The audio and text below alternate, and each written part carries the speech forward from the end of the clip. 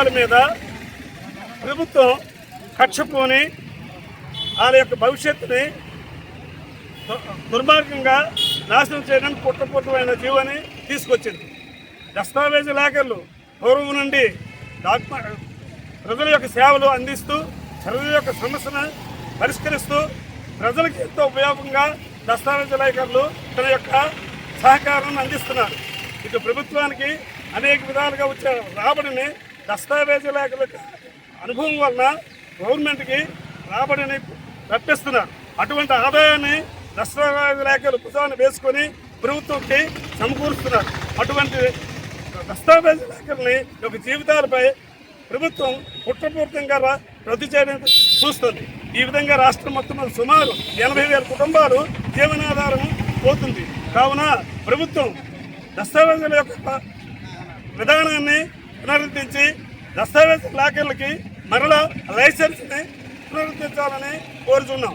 కావున ఈ విషయంలో ప్రభుత్వం ప్రజల యొక్క దస్తావేజుల యొక్క కుటుంబ జీవనాధారాన్ని రద్దు చేయకుండా కాపాడవలసిందిగా దస్తావేజుల తరఫున కోరుతున్నాం.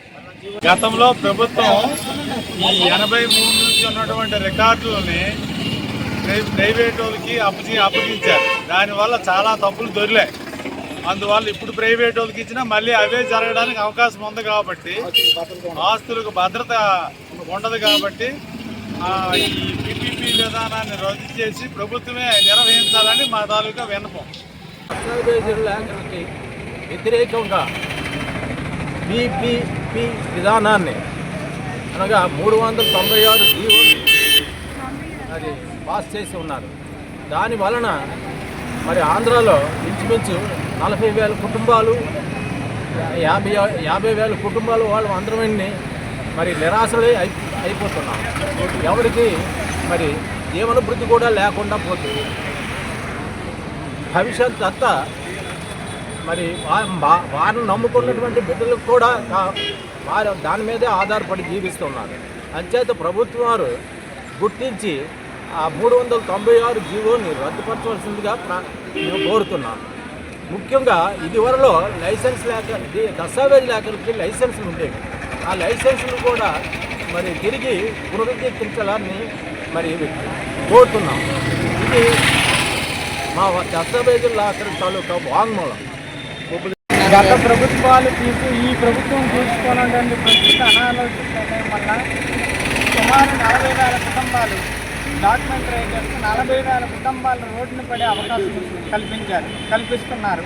కనుక ఈ అనాలోచిత నిర్ణయాన్ని ప్రభుత్వం మంచిగా ఆలోచించి ఒక మంచి నిర్ణయాన్ని తీసుకొని, ఎందుకంటే డాక్యుమెంట్ రైట్ వ్యవస్థ అనేది ఈరోజు ఆఫీస్కి ప్రభుత్వానికి అనుసంధానంగా ఇప్పుడు ప్రస్తుతం ఉండే ఈ డాక్యుమెంటరీ వ్యవస్థ పీడీ పబ్లిక్ డేటా ఎంట్రీ సిస్టంలో ప్రతిదీ అణువణువు కూడా ఓటీపీ విధానమే.